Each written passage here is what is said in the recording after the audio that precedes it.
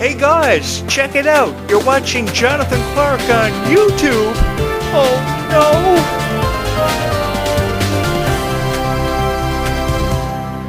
Oh, good evening. I was just in the middle of having a cup of tea and a carrot muffin.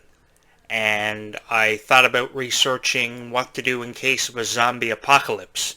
I do that in the nighttime because I'm awfully concerned by what Disney Channel has been promoting over the last 5 years, that a soda plantation or a chemical plant could explode, and we could be in a very serious situation. And you guys are the only ones that can get me out of that situation because I live on an island where there are only two ways off of it. By plane that could crash or boat that could sink, and I could drown. So you guys are the only ones that could help me if there was a zombie apocalypse. So I've been researching it in the nighttime. That's how I live. Stop laughing.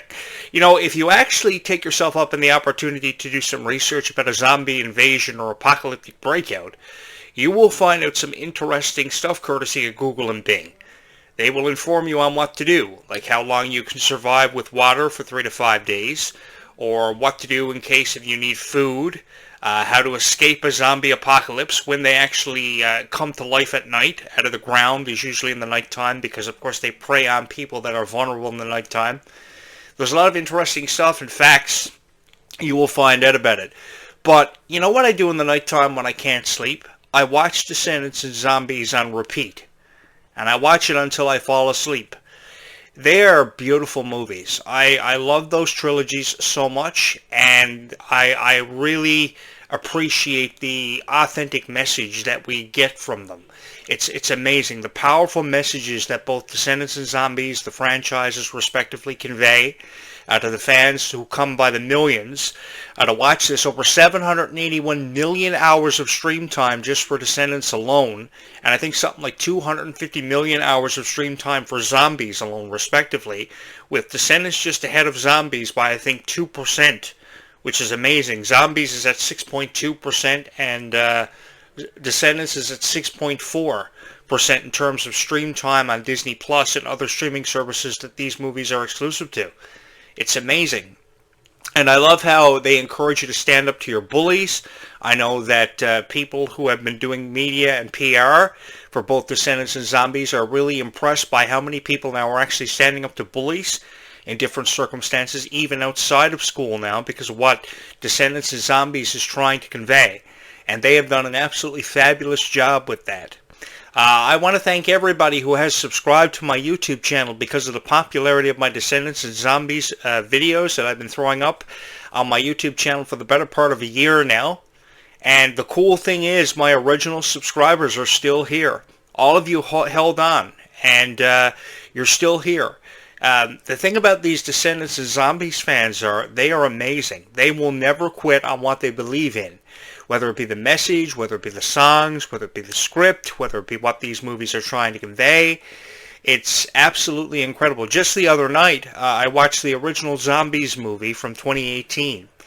And that was just before the pandemic. And that was when Disney was really coming into its own with the popularity of Descendants and Zombies. And this song, It's Gonna Be My Year, was an amazing way to kick off a movie. Nobody knew what kind of direction it was heading in. Neither Meg Donnelly or Milo Menon knew what kind of direction this one was going to be heading in. And then after the premiere of that movie, they all took to Twitter at the time, now revamped into X, and they were posting like 60-second short videos about how excited they were about the reviews it was getting, what kind of direction it was going to be going in terms of a sequel. And now we're up to Zombies 4 Dawn of the Vampires, which will hit your screens on July 10th and globally on July 11th on Disneyplus. So it will kick off on Disney Channel on July 10th at 7 p.m. and then it will premiere globally whenever you want to watch it on Disneyplus. And everybody's so excited about it. And there is great reason to be excited about it. Not only will we see the premiere of Vampires in this one, given the title, which is a dead giveaway, a Dawn of the Vampires, how more obvious could we be? And we'll see a debut of a group of individuals that we've never seen before, so that's where the mystery lies and will remain conveyed until it happens, leaving us all preparing for a potential zombie apocalypse. And by the way, I don't have anything to board up doors and windows. You know, I've attempted to do it with what I've got, but I've got a game chair here falling apart that could explode at any given minute, and I've got to go out to Walmart later on this week to buy a new one. It's been holding together pretty good, but it could explode. So if you're wondering if I've got anything to board up doors and windows with, I'm at a loss. I'm really screwed. So you guys really are the only ones that can get us out of the situation. So let's see how many of you can hit the subscribe button and help me. You know, I was always a fan of zombie movies and vampire movies. I was always a huge fan of it ever since I was a teenager. I remember when Van Helsing came out in 2004, and my buddy called me up and he goes, you know, I've got a copy of Van Helsing. Do you want to come over and watch it? And I remember reading about Van Helsing in the Dracula novel. I studied it in high school, and I was like, cool. I'll come over to your house. And we watched it with the lights off. It was really spooky, and of course it was the first movie ever that I think Dracula, the werewolf, and who else was in that? Frankenstein was in that too, and it was so cool seeing all these, you know, mythological creatures coming to life. You know, it was really fun. It was right around the same time that Spider-Man for Marvel was jumping into a live action with Tobey Maguire and Kirsten Dunst. So many of your childhood idols were being brought to life on the big screen. It was so cool. And I remember watching TV shows when I was a kid, like Are You Afraid of the Dark and stuff. I was really into this mythological kind of aspect of life. I'm not so much into the whole, you know, supernatural kind of aspect of it now, with the Supernatural TV series still being binge-watched by so many people. But I remember being such a huge fan of shows like Are You Afraid of the Dark and Goosebumps, and it was just so amazing. And, you know, I think I've read the Dracula novel by Bram Stoker for over 100 times over. And I can't forget about Buffy the Vampire Slayer too. I think that's really the TV series. If you go all the way back to the summer of 1997, that was when stuff for me really got kicked off mythologically, because I really believed what I was watching on Buffy the Vampire Slayer. They did such a great job, you know, reviving the original movie from, I think it was 1992. July 31st of 1992. Of course, Kristen Sutherland did the original Buffy portrayal, and then here comes Sarah Michelle Gellar, and she just brought it to life in a way that gave her so many opportunities outside of Buffy. It was absolutely incredible. I will never get over the fact of how producers suggested for the Spike character in that TV series to have his leather jacket ran over with by a truck to make the jacket look more vintage and more old school. I mean, I've got lots of leather jackets. I've loved wearing them ever since I was a teenager, but I could never ever remember running it over to make it look more vintage than what it actually was.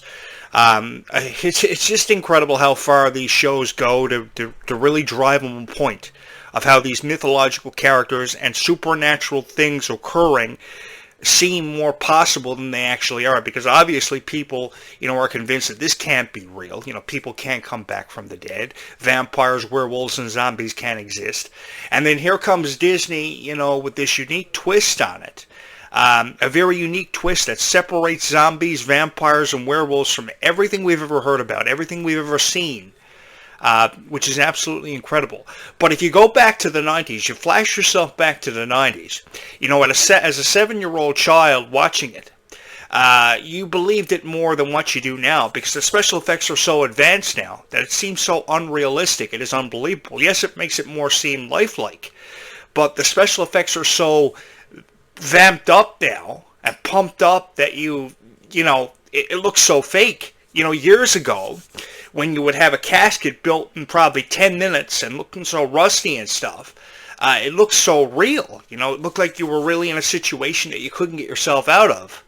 But now everything just is you know, it's a dead giveaway. And for months we've known that vampires are obviously going to have a significant role in the Zombies franchise, because Meg Donnelly, as the producer of this one, has given it away in so many YouTube shorts that we know that vampires are going to have a obvious effect on this franchise after what we've seen werewolves and now aliens, which was really unexpected by the third installment by 2022, and what kind of effect they've had on it. We can only hope that in Zombies 5, if we ever get to that point, vampires will have a significant point into it. But I'm hoping they will, because vampires are some of the most revered and mythological creatures of all time. I mean, Dracula himself has made 200 appearances on, you know, different movies over the years. He's one of the most revered characters of all time, so you got to do him justice where justice is deserved.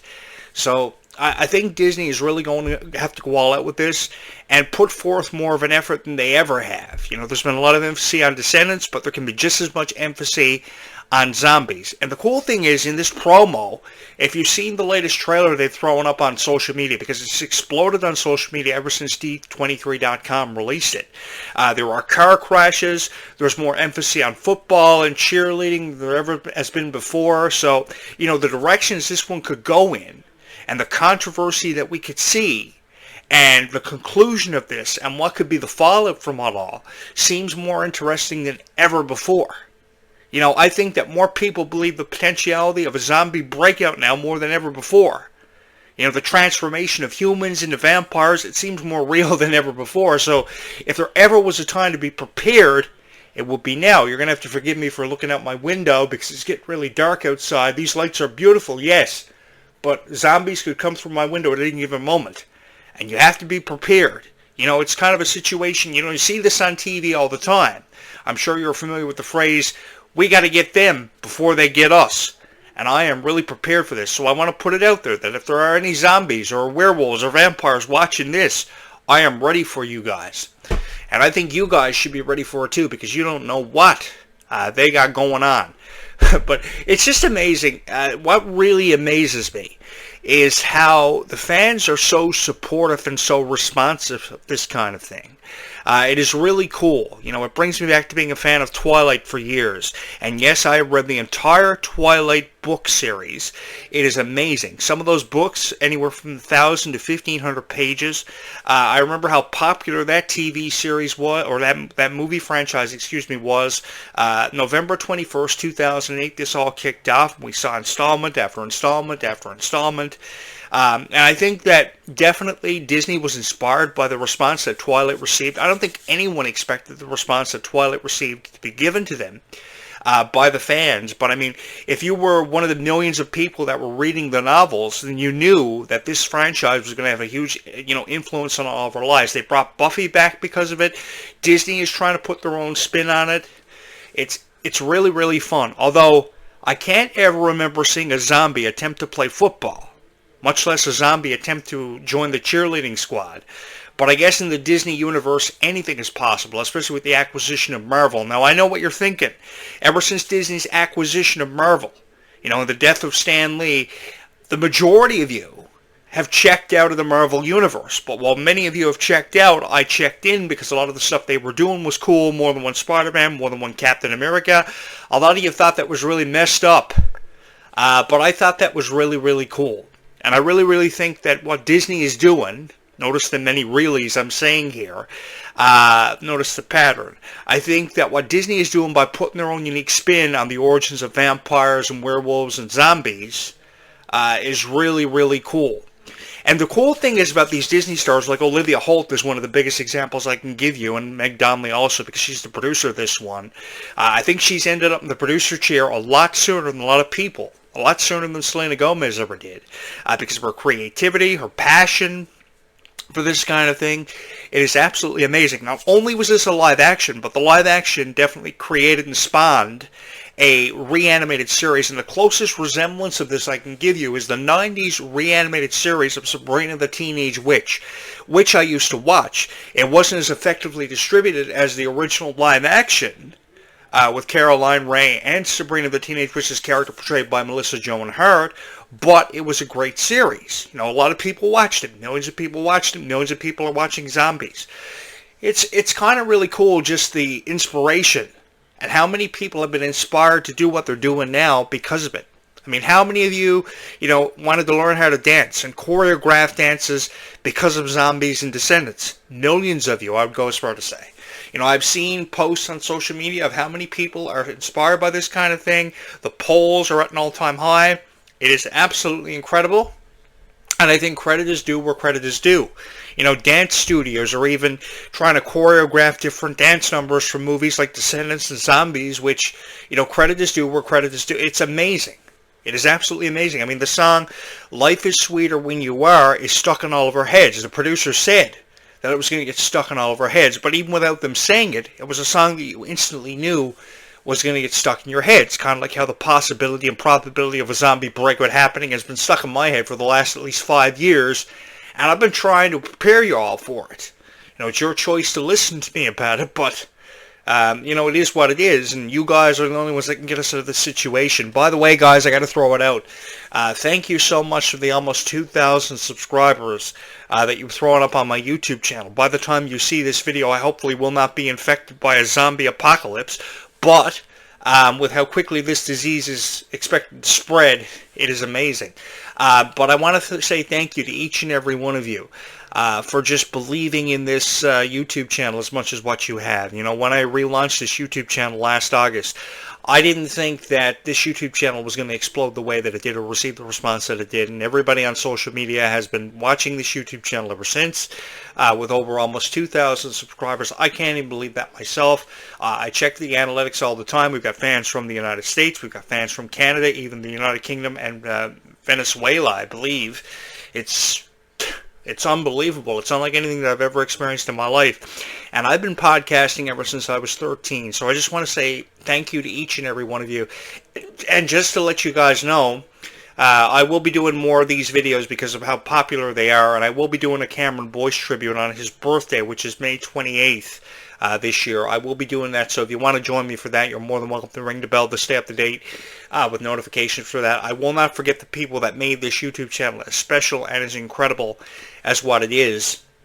Although by the time you see this video, I will probably be invaded by zombies. Tonight, I just finished playing The Last of Us Part 2. I finished The Last of Us, and now I'm on The Last of Us Part 2. I played it before, but I'm playing it again. And it's amazing. It's just amazing how many things have been inspired. You got all these movies, all these TV shows, and now you have video games that were predicting the COVID-19 pandemic for years. We just didn't want to believe it. And now I think we've been made believers out of it when it's too late. It's kind of really crazy. But believe you me, if this YouTube channel ever gets popular enough that I get the opportunity to run for President of the United States, I will put in resources that this kind of stuff will never ever happen, and all of us will be safe. The world is in good hands if it's in my hands. And you're saying to yourself, man, if you ever were in control of the world and the resources and stuff, your priorities would be all messed up. You'd be playing Resident Evil before you'd address the nation. And while that may be so, at least I'll have resources put in place that zombie apocalypses will not happen. So when the election happens in 2028, you might want to put the check mark next to Clark, because God only knows what I might do. You don't know what I'm going to do. I might do stuff that might actually benefit us in case of a zombie apocalyptic breakout. The Rock was saying for years there could have been a zombie apocalyptic breakout. Now Disney stars are saying there could be a zombie apocalyptic breakout because of a soda plantation or a power plant exploding. It's our choice to believe them or not. And we didn't believe The Rock until an app game was inspired called Rock Apocalypse, where The Rock was fighting thousands of zombies. Come to think of it, I would love to fight thousands of zombies. If I ever get casted for zombies, I want to be in those action scenes, where zombies are jumping off the roofs and coming through fences, and, I got 150 zombies on one side, probably 200 werewolves on the other, probably 300 aliens coming at me from the sky, stuff blowing up, huge explosions, I'm jumping with Meg Donnelly out of danger. It would be a whole lot of fun. But again, guys, thank you so much for just being here. I can't thank you enough, and I honestly don't know where this YouTube channel would be without each and every one of you. Now, because I have no more carrot muffins left and I finished my cup of tea, what do you say we take a look back at the making of the reanimated Zombies TV series, which I totally forgot about, but I'm kind of really thankful that it's still around to talk about. They're still shooting it. They were shooting this while they were shooting Zombies 4. But I think this footage actually was in the first season of the TV series, and it got me to thinking how appreciative I was of voice actors who go in and do all these effort sounds when they're being hurt and in all these different situations, and you record up to 45 minutes to an hour of funky sounds. It's kind of really cool. I found this piece of footage really cool. I think it's going to be really fun for a lot of us to watch together. So if you give me a second to switch over, we'll watch this footage together. You can leave me your opinion in the comments as we prepare ourselves for the inevitable, a zombie apocalypse. And yes, the chances of it happening is very real. This is a really fun, really cool interview for everybody who ever said they were a fan of zombies, and I know I've got millions of people who are subscribed to this YouTube channel who are fans of zombies, and I am just as big a fan of zombies as each and every one of you. I found this interview really cool, and I love the Reanimated series, the Reanimated Zombies TV series. Try saying that 3 times fast off the back of your tongue. It is somewhat challenging, trust me on that. But it's going to flash you back to the time of the pandemic when this TV series, at the heights of its popularity, they were really limited, and I think they sent a bunch of equipment to the houses of these stars to film this TV series, and that just goes to show how far Disney will go to capitalize on an opportunity. Capitalism for Disney is a really big thing, there is no doubt about that, but the opportunity to entertain has never shied away from the producers and writers of Disney, and they even did it during the pandemic when they transported all this equipment into the homes of stars like Meg Donnelly and Milo Menon, who weren't producing at this point in time back in 2018. It's amazing how far a TV series or movie, a spin-off, can take you, and we're going to see this firsthand in this interview. So if you want to take a minute to leave me your thoughts and opinions in the comments, you're more than welcome to do that as we watch this footage together. And always keep in mind the potentiality of a zombie apocalyptic breakout is more evident than ever before. This isn't your first time being just a voice of your characters in animated form, but was there anything different about the Reanimated series from previous times you did it on, say, Addison's Moonstone Mystery? For me, I think that there's a lot more fun material, and we just get a little bit more extensive and go deeper into the funny dynamics and situations that the characters go through. So I think that we just had a lot more on our plate this time around. I think the writing is so great. Yeah, I feel like there's a lot more chaos and randomness in this show, and I think that's why people are really going to love it, because it's actually really funny. Like, it's sometimes hard for us to record the dialogue because we're laughing so hard, so I think people are really going to enjoy it, so it's a lot more fun this time around. Yeah. Addison's Moonstone Mystery, that was during the pandemic. So they sent equipment to our houses, and we were in our closets recording that on our own. But this is really exciting because we were able to step into the studio in like a physical location with people and be in person. And this creative team is so brilliant. The writing is so good. It's so funny. And I think there was so much love packed into this. So I'm really stoked for people to see it. I'm having the time of my life every time I get into the studio. I never want to leave. The sessions are like an hour to 2 hours long, and as soon as it ends, I'm like, no, when's the next one? Because it's just so much fun, and being able to do it, like Chandler said, in person makes it that much more special. It definitely leans into the medium of being animated. It's way more out there than the films are ever able to get. Was there anything about that kind of changed your approach to playing either of your characters? Okay, not only yes, but I feel like doing the Reanimated series while we were shooting Zombies 4 actually changed how I played Zed in the movie. And I feel like being able to be in the studio, refinding the humor of your character, and what sets your character apart from the other ones, you really, tune into it in the studio. And then when you go shoot on set, live action, you can't help but live in that a little bit more. So I think shooting the Reanimated series helped me bring the youth, lightheartedness, and humor back to Zed a little bit in the 4th movie. And yeah, the situations we find ourselves in the series are so absurd that we really just get to go there. We really just get to, there are no rules. I mean, you can stretch something in a weird way, and then the animators will edit it to how you record it. It's not vice versa. So there's no mold we need to fit. Yeah, I think in my own life, I do a lot of weird voices and bits and stuff because I find that really funny. And so being in the recording booth, there's so many times where Addison, I feel like in the animated series at times is very me. And so I feel like Addison has become this combination of both. And I think she's a lot, she does really crazy random things that I feel like she wouldn't necessarily do in the movies that she does in the animated series. So that really excites me because she's really funny and kind of psychotic, and I love it. Do you do the music recording sessions separately from the dialogue recording sessions like you would for the films, or is it all at once? How's that work?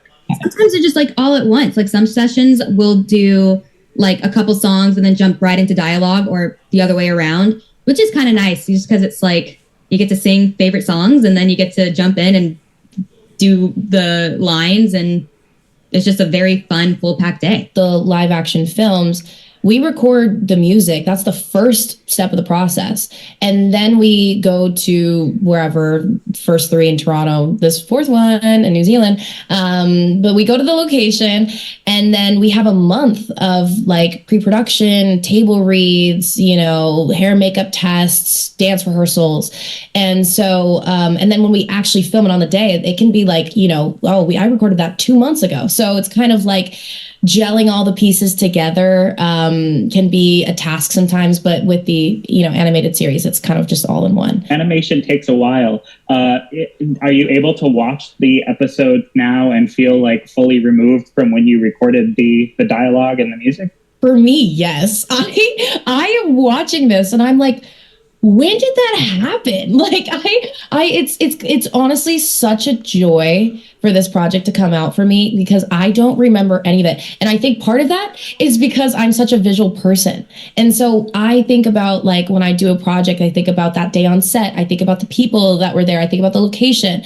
This is just all in the booth. And sometimes we do 5 episodes all at once in one day. And so I just remember the way it made me feel. And I remember being in the studio every time I go in, I'm laughing and just riffing and joking. And it's so much fun. So I'm going to be in the audience with everybody else being like, oh my gosh, and also we don't know what everybody's doing either. So it's going to just be such a delight to see it come together. This show is crazy because we've been doing it for almost 2 years now, definitely over a year.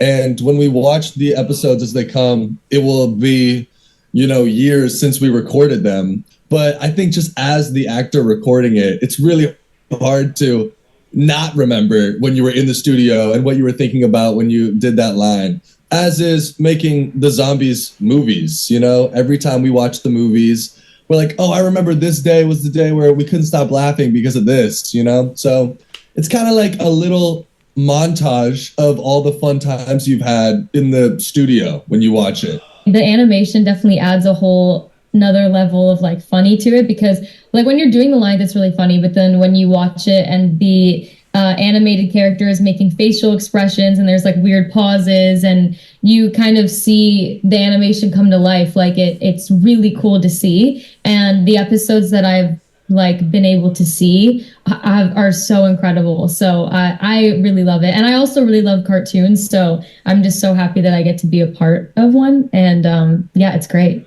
Yeah, it's a lot of fun, and I'm excited for you both, and excited that you're finally in a really cartoony cartoon.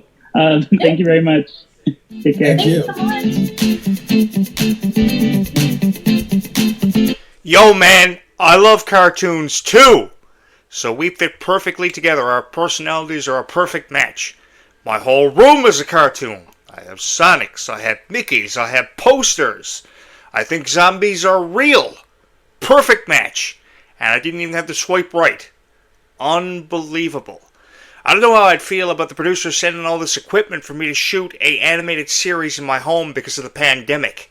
I think I would have been fearless, and I would have suggested to shoot the series even in the middle of the pandemic. I would have walked into the studio with a mask on, and I would have shot the entire animated series, because there's just something about being paid and sitting behind a microphone to record your voice and doing effort sounds. Yeah! Ugh! Ah! There's just something about that. But I really do love cartoons. And I loved watching that with you. So if you enjoyed watching that with me just as much, hit the like button and ring the bell to stay up to date with notifications. You're gonna want to do that, because the possibility of both me starring in a reanimated series for zombies and the possibility of a zombie apocalyptic breakout is very real. And if I said it once, I'll say it again. We gotta get them before they get us. Ooh, kind of spooky. You know, watching that footage with you guys got me to thinking about how sometimes voice actors are never given the appreciation or credit where credit is due enough. Because you go behind this booth, this glass booth, and you record your voice for over 45 minutes to an hour of sounds like when you're in jeopardized situations or compromised positions and you're in a situation where you're being hurt or a fight scene and you're all, and you sound more like a zombie than you ever have before and you're all, And that's a skill in its own because very few people possess that skill. And I have a lot of respect for people who go into these soundproof booths and they record their voice behind glass with a microphone for hours. And you can't really do it in one cut. You know, it takes a real professional to cut a YouTube video in one cut, like yours truly, which I would be able to do if I ever had the opportunity to record voiceovers and voice effort sounds, what they're called. They're called effort sounds. And what it is 45 minutes to an hour recording plus of different situations that your character may be in when he's animated. And it's also really cool how they actually use your facial expressions and your actual features to create these animated characters like they did for the Reanimated Zombies TV series. Try saying that 3 times fast off the back of your tongue. But I want to say thank you to each and every one of you for being so supportive of the Zombies franchise. This is why we're up to the 4th installment. Disney didn't even know what kind of direction this one was going to go in. When I first heard about the title of this one in the winter of 2017, when I was spending Christmas with my family, I'm going to be honest with you guys, I was very skeptical on it. You know, I was kind of questioning what kind of direction Disney was heading in. You know, a lot of people were checking in and out of the Marvel Universe. It was a revolving door. But I think Disney really exceeded the expectations of a lot of its critics, and they've got a lot of them, especially with a lot of the decisions they've been making creatively as of late. But this one has a stronger fan base than I think any fan base has ever been seen for a Disney movie, even Descendants.